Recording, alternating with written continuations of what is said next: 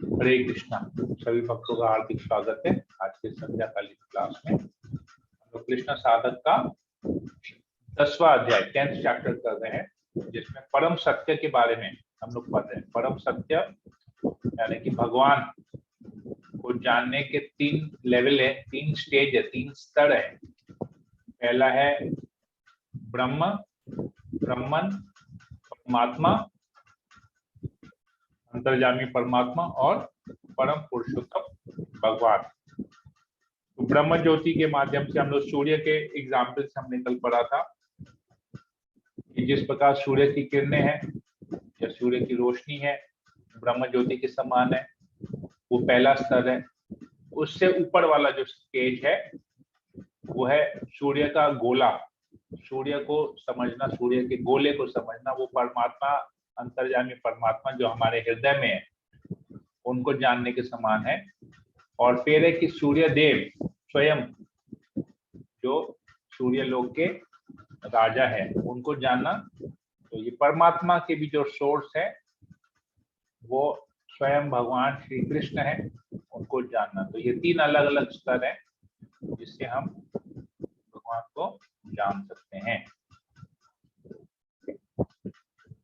तो आज हम लोग इसमें और आगे पढ़ेंगे इसी विषय में, और मंगलाचरण पहले कर लेते हैं। ओम अज्ञानतिमिरान्धस्य ज्ञानाञ्जनशलाकया चक्षुरुन्मीलितं येन तस्मै श्रीगुरवे नमः। नमो विष्णुपदाय कृष्णप्रेष्ठाय भूतले श्रीमते भक्तिवेदांत स्वामी नामिने नमस्ते सरस्वती देवी गौरवाणी प्रचारिणे निर्विशेष शून्यादि पाश्चात्य देशतारिणे पंचाकल्पतरुभ्यश्च कृपा सिन्धुभैव च पतितानां पावनेभ्यो वैष्णवेभ्यो नमो नमः। जय श्री कृष्ण चैतन्य प्रभु नित्यानंद श्री अद्वैत गदाधर श्रीवासादि गौर भक्तवृंदा। हरे कृष्ण कृष्ण कृष्ण हरे हरे, हरे राम राम हरे हरे। की जाए। तो आप लोग अपने कृष्ण साधक बुक का पेज 55 खोल लीजिए, और यहाँ पर जो अंतिम इसका पैराग्राफ है उसको हम लोग पढ़ते हैं। वेदांत सूत्र कोई पढ़ लेगा इसको? हरे कृष्णा प्रभु जी, दंडवत प्रणाम। मैं पढ़ूं? हाँ मुकेश प्रभु पढ़ लीजिए। वेदांत सूत्र में प्रथम सूत्र परम सत्य के विषय में प्रश्न करता है, अथातो ब्रह्म जिज्ञासा। परम सत्य की प्रकृति कैसे है? अगला सूत्र उत्तर देता है कि परम सत्य की प्रकृति यह है कि वह प्रत्येक वस्तु का मूल है। जीवन की इस भौतिक दशा में भी हम जो कुछ भी अनुभव करते हैं वह परम सत्य से ही उत्पन्न होता है। परम सत्य ने मन, बुद्धि तथा इंद्रियों की रचना की है। इसका अर्थ यह है, परम सत्य मन, इंद्रियों तथा बुद्धि से रहित नहीं है। अन्य शब्दों में कहें तो वह निराकार नहीं है। रचना की शब्द से ही बोध होता है कि वह दिव्य बुद्धि का स्वामी है। उदाहरण के लिए, जब पिता को संतान की प्राप्ति होती है तब शिशु की इंद्रियां इसलिए होती हैं क्योंकि पिता के पास भी इंद्रियां हैं। शिशु का हाथ पैर से युक्त जन्म होता है क्योंकि पिता हाथ पैर से युक्त है। अतएव कभी कभी यह भी कहा जाता है कि मानव का निर्माण ईश्वर के स्वरूप के अनुसार ही किया गया है। लीला पुरुषोत्तम भगवान श्री कृष्ण, पाठ 87। चर्चा करें। परम सत्य निराकार नहीं है। पिता और पुत्र के उदाहरण से समझाएं। हरे कृष्णा प्रभु जी। आगे पढ़ लीजिए प्रभु। वैदिक साहित्य स्पष्ट रूप से यह बताता है कि भगवान का बिल्कुल ही अलग दिव्य रूप है, इसलिए कभी कभी उन्हें रूप विहीन, निराकार भी जाता है। इस रूप विहीनता का अर्थ यह है कि उनका रूप भौतिक जगत के रूपों से तनिक भी मेल नहीं खाता और उसे हम अपनी भौतिक इंद्रियों से देख नहीं सकते। यहाँ यह स्पष्ट कहा गया है कि वे अदेहधारी हैं, जिसका अर्थ यह है कि उनके शरीर तथा आत्मा में कोई अंतर नहीं है, न ही वे प्रकृति के नियमों के अनुसार शरीर ग्रहण करने के लिए बाध्य होते हैं, जैसा कि हम होते हैं। भौतिक वृद्धावस्था में आत्मा स्थूल देह तथा सूक्ष्म मन से भिन्न है, किंतु भगवान की देह, मन तथा स्वयं उनमें कोई अंतर नहीं है। वे परम पूर्ण हैं और उनका मन, शरीर तथा स्वयं वे सभी एक ही हैं। चर्चा करें, जब भगवान को निराकार कहा जाता है तो इसका क्या अर्थ है? हरे कृष्णा प्रभु जी। हरे कृष्णा। बहुत बहुत धन्यवाद मुकेश प्रभु करने के लिए। तो यहाँ पर दो बातें हम और समझते हैं इसमें कि भगवान इंद्रियों के स्वामी है, भगवान ने इंद्रियों की रचना की है, तो जिसके पास जो है वो वही उस चीज को बना सकता है। जब इंद्रियों की रचना की है मतलब भगवान की भी इंद्रियां हैं, भगवान की भी इंद्रियां हैं, भगवान के मन है, बुद्धि है, और उन्होंने मन बुद्धि का इंद्रियों की रचना की है। तो आंख, हाथ, कान, नाक, पैर सब कुछ है। तो इससे पता चलता है जब ये सब कुछ है तो निराकार कैसे हुए। सब कुछ है मतलब उनका आकार है, तभी तो ये सब है। तो निराकार कैसे हुए? पिता और पुत्र के उदाहरण से दिया गया है। जब पिता को पुत्र की उत्पत्ति होती है संतान की, तो पुत्र में भी सब कुछ होता है। क्यों? क्योंकि पिता में है।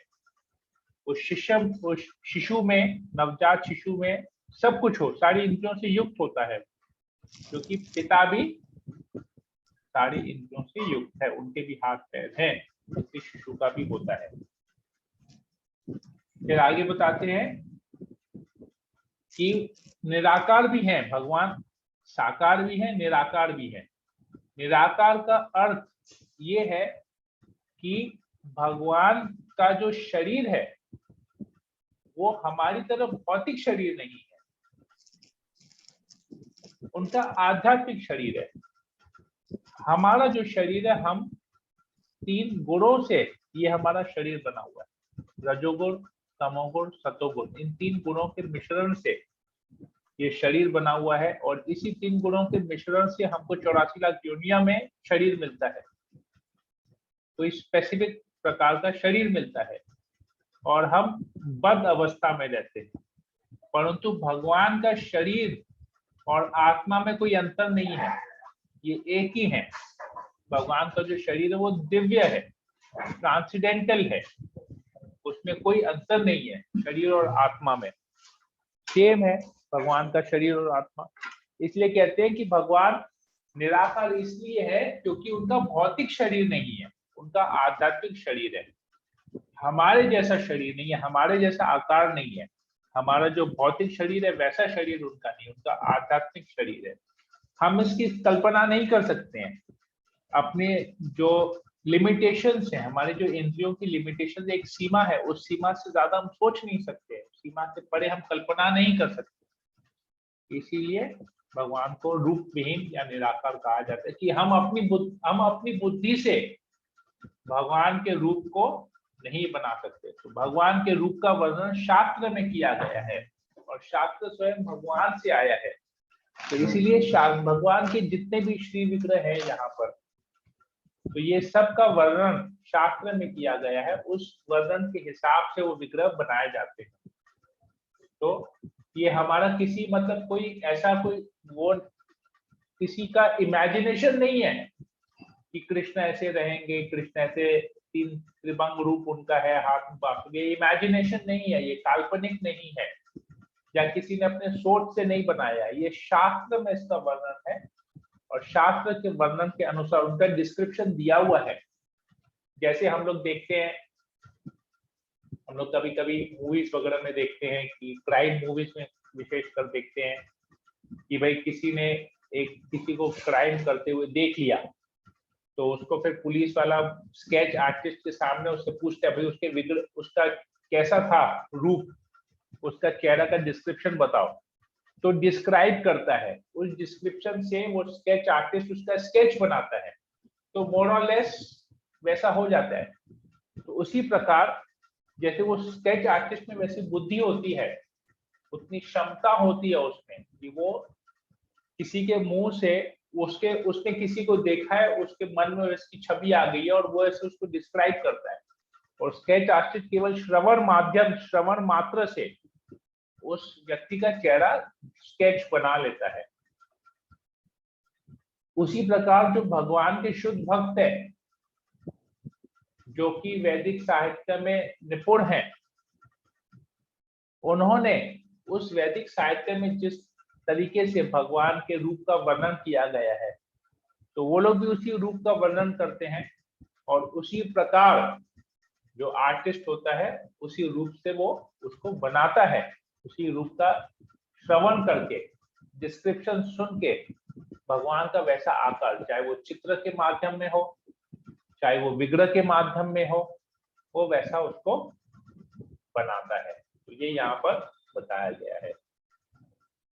तो निराकार शब्द का मतलब ये है कि हम अपनी भौतिक इंद्रियों से भगवान के रूप का समझ नहीं सकते हैं। हरे कृष्णा। भगवान के रूप को नहीं बना सकते हैं, ये शास्त्र के अनुसार होना चाहिए। और क्योंकि भगवान का रूप जो है भौतिक रूप नहीं है, भौतिक शरीर नहीं है, वो आध्यात्मिक शरीर है, उनके शरीर और आत्मा में कोई अंतर नहीं है।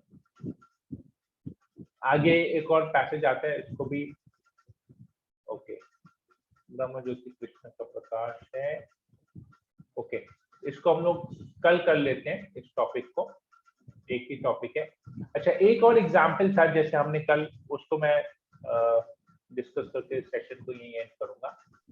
एक और उदाहरण था जिसमें हमने कल जो सूर्य का उदाहरण था, जो ब्रह्म ज्योति अंतर्यामी परमात्मा और परम पुरुषोत्तम भगवान, उनको समझने के लिए हमने सूर्य का एग्जाम्पल यूज किया था कल, एक टॉर्च लाइट का एग्जाम्पल यूज किया था, जिससे स्पष्ट किया था। एक और इसमें उदाहरण है, मैं किसी लेक्चर में सुना था, एक सीनियर डिवोटी के लेक्चर में सुना था। तो कई वर्ष पहले जब ट्रेन का आरंभ हुआ था यहाँ पर भारत में, तो जब ब्रिटिशर्स ने ट्रेन की लाइन पटरी बिछाई थी और किसी एक गांव से पास हो रहा था, तो पहली बार जब ट्रेन उस गांव से गुजरने वाला था, तो गांव वालों को पता चला कि यहाँ से ट्रेन जा रही है। पर क्योंकि किसी ने ट्रेन को देखा नहीं था, तो लोग ट्रेन के चित्र को, ट्रेन होता कैसे है, दिखता कैसे, उसकी कल्पना नहीं कर पा रहे थे। तो गांव के सरपंच ने गांव के 3 बुद्धिमान व्यक्तियों को बोला कि तुम लोग जाओ और प्लेटफॉर्म में खड़े रहो और देखो ट्रेन कैसा लगता है देखने में, और देख के उसका वर्णन करो, आके बताओ। तो 3 बुद्धिमान व्यक्ति गए और वहां पर प्लेटफॉर्म में खड़े हो गए। दूर से देखा कि एक बहुत रोशनी, बहुत जोर से एक तेज रोशनी चमक रही थी। तो पहला व्यक्ति उस रोशनी को देख के उसने समझा कि ट्रेन एक रोशनी के समान है। तो वो सबसे पहले रियलाइज किया ये, और उसने सोचा कि मैं सबसे पहले जाके बताऊंगा सरपंच को कि ट्रेन कैसा है देखने में। तो जैसे ही उसने रोशनी को देखा, वो समझ गया कि ये ट्रेन एक रोशनी के समान है, लाइट के समान है, और तुरंत जाके सरपंच के पास चले जाता है और जाके बताता है कि उस ट्रेन है वो एक एक्चुअली रोशनी है, बस वो रोशनी आती है, जो तेजी से रोशनी आती है और चली जाती है, यही है। तो उसने जो देखा उसने वो कहा गलत नहीं है। तो दूसरा व्यक्ति ने जब ट्रेन आया तो उसने ट्रेन को देखा कि एक बहुत बड़ा वो लाइट जो है, जहां से रोशनी आ रही थी, वो एक बहुत बड़े इंजन में फिट की हुई है और एक आकार है, और उस आकार से ऊपर से धुआं निकल रहा है और वहां से लाइट आ रही है, हॉर्न बज रहा है। ऐसे उसने ये सब देखा और वो भी वहां से तुरंत दौड़ा कि मैं जाके सरपंच को बताऊंगा। वो तो पहले जो आदमी दौड़ा वो तो आधा अधूरा बात देखा, वो तो दूर से देख के भाग गया, अब मैं जाके बताऊंगा नहीं, ट्रेन का मतलब एक इंजन है और इंजन का उसका एक शेप है, उसमें से धुआं निकलता है, उसमें चक्के पहिए लगे हुए हैं, उसमें हॉर्न बजता है, उसके ऊपर में एक लाइट फिट किया हुआ है, उस लाइट से रोशनी निकलती है, तो मैं जाके पूरा बताऊंगा। तो वो भी चले गया वहां से। अब तीसरा व्यक्ति वो खड़ा रहा वहां पर, उसने ट्रेन का इंतजार किया पूरा। ट्रेन आया, इंजन आया, ट्रेन के साथ इंजन के साथ देखे 6-8 डब्बे जुड़े हुए थे। वो वहां पर आके ट्रेन रुकी और डब्बों में देखा उसने कि अंदर में लाइट लगा हुआ है, बैठने की सीट है, उसमें लोग बैठे हुए हैं। फिर लोग वहां से उतरे, कुछ लोग वहां से उतरे डब्बों में से, कुछ लोग फिर चढ़े, जाके अपनी सीट पे बैठे और अलग अलग कार्य कर रहे हैं। तीसरा व्यक्ति भी जाके सरपंच को बताया कि मैंने ऐसा ऐसा तो देखा। तो कौन सही कौन गलत यहाँ पर? पहला व्यक्ति गलत था कि उसने जाके कहा कि एक लाइट है। दूसरा व्यक्ति ने जाके डिस्क्रिप्शन दिया कि नहीं, इंजन है, लाइट है, हॉर्न बजता है, धुआं निकलता है, चक्के हैं। तीसरा व्यक्ति कि इंजन है, डब्बे हैं, उसमें सीट है, बैठने की सीट है, लेटने की सीट है और लोग बैठे हुए हैं, लाइट है, पंखा है। तो कौन सही कौन गलत? कोई गलत है क्या यहाँ पर? कोई भी व्यक्ति गलत है? नहीं प्रभु जी, तीनों ही सही हैं। All are right. All are right. परंतु तीनों सही है। जानकारी के लेवल में प्रभु जी, लोग ऊपर नीचे हैं। जानकारी जो है, जिनको ज्ञान मिला वो अलग अलग स्तर का ज्ञान था।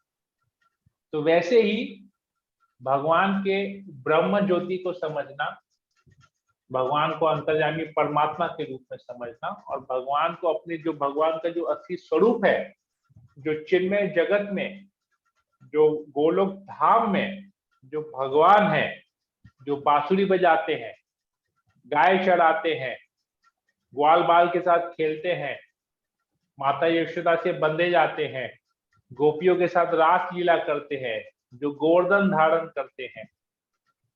तो ये हो गया भगवान का पूर्ण रूप से स्वरूप जानना। जो थर्ड आदमी जो था, जो रुका रहा, इंजन को देखा, डब्बों को देखा, लोगों को देखा, सीट को देखा, लाइट को देखा, पंखे को देखा, सब कुछ पूरा डिटेल में समझ किया जाए। तो ये उदाहरण है, इससे हम समझ सकते हैं कि गलत कोई नहीं है। जो भगवान को ब्रह्म ज्योति मानते हैं वो भी गलत नहीं है, जो अंतर्यामी परमात्मा के रूप में जानते हैं वो भी गलत नहीं है। और जो पुरुष केवल ज्ञान का स्तर, अलग अलग ज्ञान का स्तर है, परंतु परम ज्ञानी वही है जो भगवान को उनके गोलोक धाम का जो उनका रूप है, उस रूप में जो भगवान को जानता है, उस रूप में जो भगवान की पूजा करता है, उस रूप में जो भगवान की आराधना करता है, जो उस रूप का स्मरण करता है, वो सर्वश्रेष्ठ ज्ञानी है और वो सर्वश्रेष्ठ भक्त है। उस रूप में जो भगवान को जानता है वो भगवान को पूर्ण रूप से जानता है।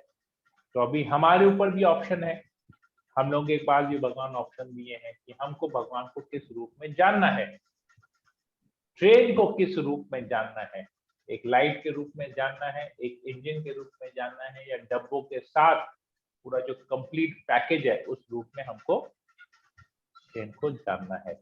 ये अब हमारे ऊपर है तो कैसे करना है।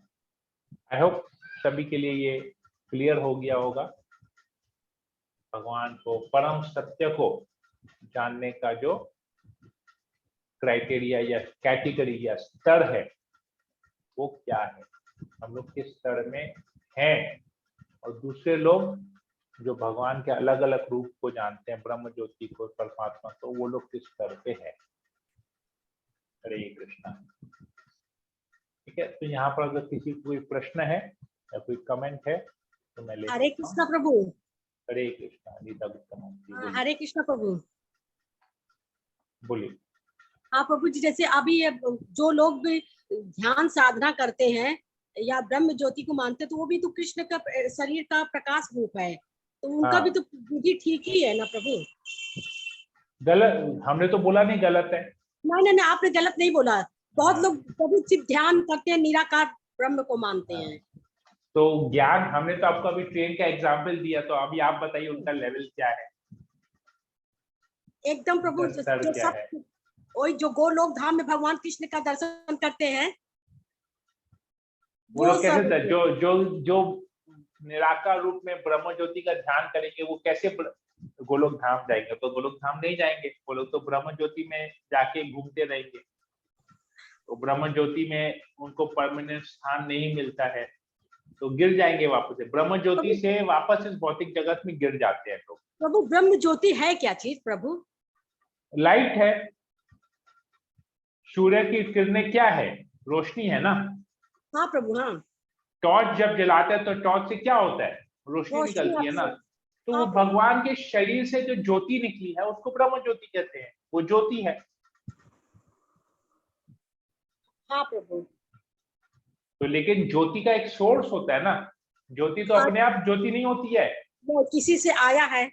कहीं से तो आया है। आज आप टॉर्च जलाएंगे या आप दिया जलाएंगे या मोमबत्ती जलाएंगे, तो सब तो रोशनी है, सब तो ज्योति है, लेकिन वो ज्योति कहाँ से आई है, उसका तो कोई तो सॉलिड एक रूप है, उस रूप से तो ये आया है ज्योति। बगैर रूप के क्या ज्योति निकल सकती है क्या? नहीं, नहीं प्रभु, नहीं नहीं। तो ब्रह्म ज्योति भगवान के शरीर से निकला हुआ है। तो जिसको ब्रह्म ज्योति तक जाना है वो पहला आदमी हो गया जो हर बढ़ा के भाग गया कि हाँ हमने साक्षात्कार कर लिया, ट्रेन को देख लिया लाइट और भाग गया वहां से।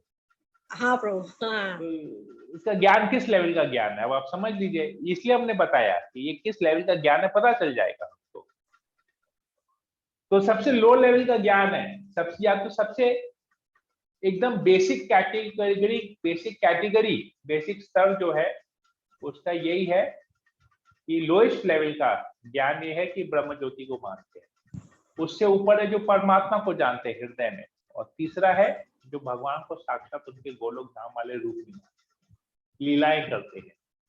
हाँ प्रभु, हाँ हाँ। तो अब तीनों सही हैं, लेकिन तीनों में से हमको कौन से कैटेगरी में जाना है हमारे ऊपर है। हाँ प्रभु। हमको बेसिक कैटेगरी में जाना है, मिडिल कैटेगरी में जाना है, या टॉप मोस्ट कैटेगरी में जाना है, वो हमारे ऊपर है। ओके प्रभु जी, समझ में आ गया। हाँ प्रभु जी। हरे कृष्णा। हरे कृष्ण। ओके, और किसी को कुछ पूछना है?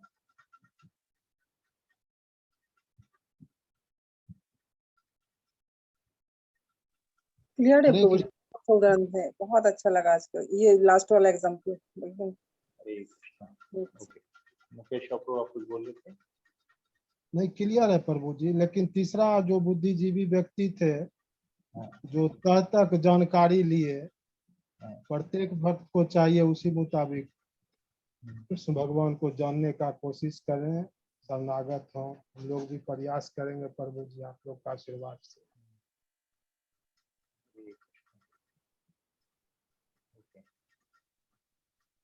और किसी को कुछ पूछना है या कुछ बोलना है?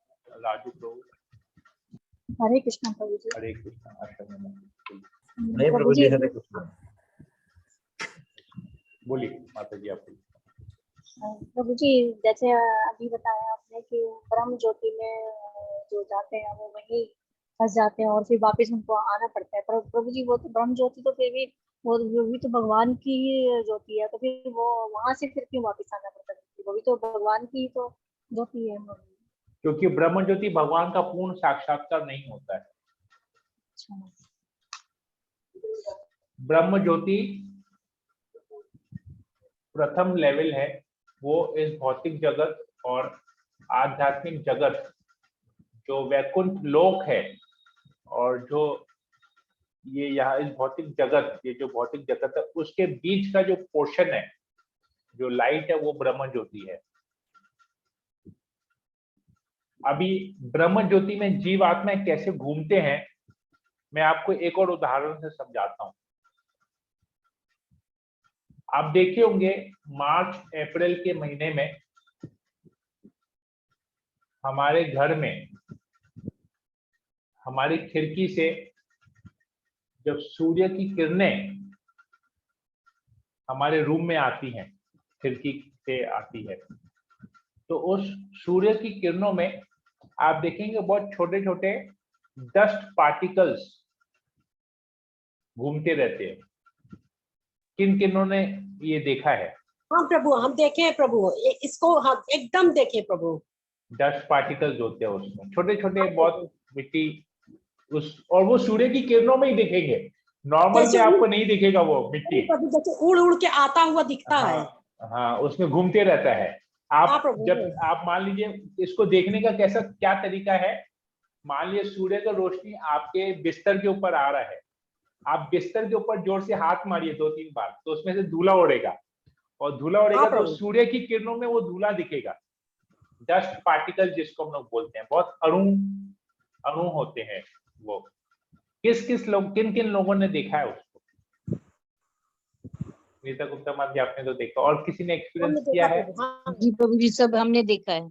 प्रभु जी मैंने भी देखा हम लोग तो बचपन में छोटे थे तो खेलते थे उससे, सूरज की किरणें आती थी रूम में तो जबरदस्ती हम लोग अपने बिस्तर पे ऐसे से मारते थे, तो वहां से धूल मिट्टी उड़ती थी, तो सूर्य की किरणों में हम देखते थे। साइंस का एक चैप्टर था छोटे में, छोटा क्लास में एक साइंस का एक चैप्टर भी था। हाँ। धूल में, हवा में जो धूल रहता है उसका प्रमाण करो। हाँ। तो बोला सूर्य सूर्य का रोशनी आएगा खिड़की से जब, तब इसको महसूस कर सकते हैं। तो ये जो सूर्य की रोशनी में, सूर्य की किरणों में ये जो डस्ट पार्टिकल्स दिखते हैं ना, ये उसी समान है जैसे ब्रह्म ज्योति में जीव आत्माएं घूम रही है। हरि बोल, बहुत अच्छे एग्जाम्पल प्रभु जी। तो अभी जो ब्रह्म ज्योति में ऐसे जीवात्माएं घूमती रहेंगी घूमती रहेंगी घूमती रहेंगी, तो उसमें आनंद आएगा क्या? नहीं प्रभु, नहीं। तो आप अगर आपको एक हम लोग स्पेस शटल में बिठा दिए और आपको अंतरिक्ष यान में बिठा दिया, अंतरिक्ष में छोड़ दिए, और आप अंतरिक्ष में घूमते जा रहे हैं घूमते जा रहे हैं घूमते जा रहे हैं, किसी भी लोक में लैंड नहीं कर रहे हैं, घूमते जा रहे हैं घूमते जा रहे हैं घूमते जा रहे हैं, तो क्या होगा?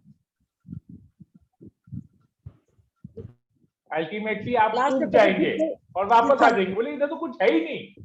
हम तो सोचे इधर तो फिर बहुत वापस कुछ होगा, वहां बहुत से कुछ गिरना होगा, ही है।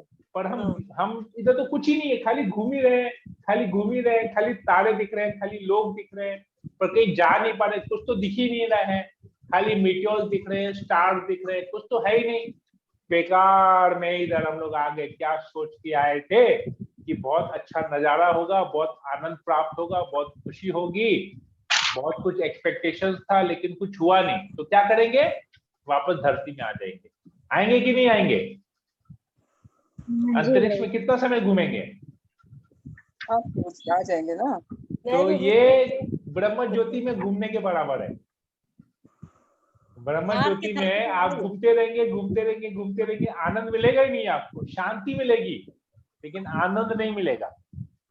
तो क्या होगा? वापस वापस आ धरती पे जाएंगे इधर, क्योंकि आपने ब्रह्म ज्योति के आगे आपने कभी सोचा ही नहीं। इस भौतिक जगत में रह के ब्रह्म ज्योति के आगे, ब्रह्म ज्योति को पार करने के बाद वैकुंठ लोक आता है, उसके बारे में कभी सोचा ही नहीं। जब इस भौतिक जगत में जब समय था सोचने का, तब तो हमने इसके बारे में सोचा भी नहीं, ज्ञान नहीं लिया, ब्रह्म ज्योति में जाके अटक गए।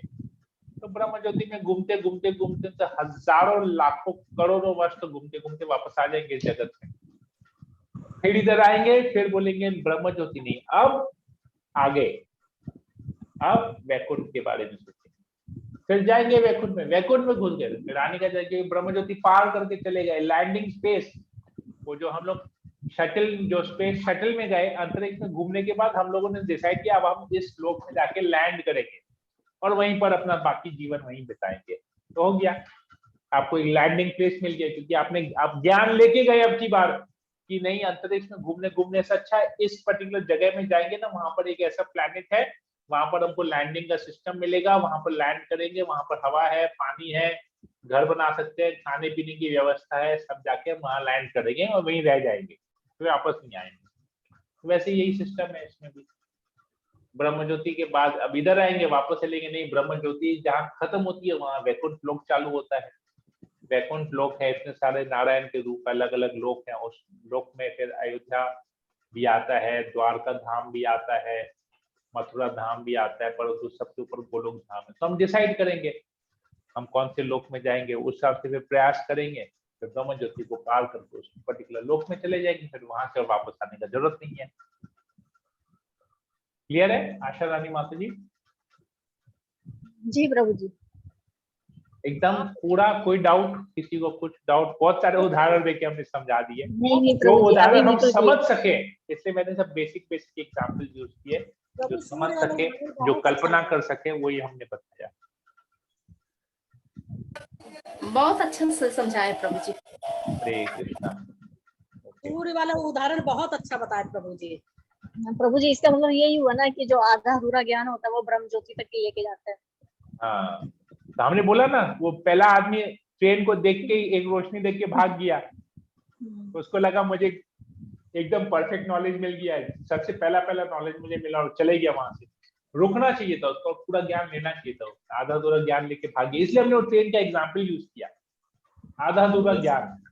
इसमें प्रभु जी ये भी स्पष्ट है ना कि कुछ भी ज्ञान ले रहे हैं तो उसमें भी जल्दी नहीं करना चाहिए, आप धीरे धीरे करके चलिए उसमें, स्टेप बाय स्टेप। यस, पूरा ज्ञान लेना चाहिए। हरे कृष्णा। ओके, और किसी को कोई प्रश्न, हरे कृष्ण। कमेंट? इंदिरा जैन माता ji, I hope everything is clear. Bhavna Ahuja माता ji, all clear? Absolutely clear, Prabhuji. All clear. Okay, Beautiful example. The second one was. Hari बोल। ओके, अमित Train one हिंसानी was very प्रभु, अमित पुष्पानी प्रभु, आप लोग बहुत दिन बाद ज्वाइन किए हैं, वेलकम। हरे कृष्णा। ओके, हरे कृष्णा प्रभु जी। वो प्रभु जी मंदिर का वो मिला क्या वो? हाँ, मेरा बात हो गया उनसे, मैं आपको बताता हूँ। हरे कृष्ण। तो और किसी को कोई प्रश्न नहीं है, कोई कमेंट नहीं है आज के चर्चा के विषय को, तो मैं फिर सेशन को यहीं पर एंड करता हूँ। हरे कृष्णा कृष्णा कृष्णा हरे हरे, हरे राम राम राम हरे हरे।